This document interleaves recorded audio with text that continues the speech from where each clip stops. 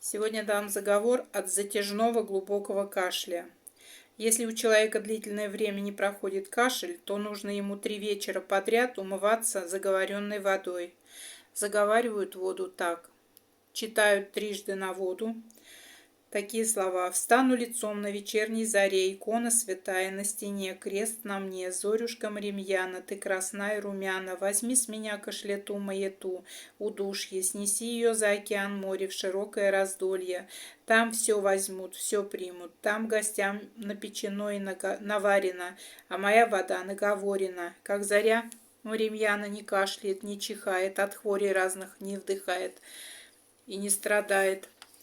Так бы и я не болела, не кашляла, не скорбела, во имя Отца и Сына и Святого Духа, ныне и присно и во веки веков. Аминь». К лунным циклам не привязываемся. Слова заговора оставлю под видео. Всем всего доброго.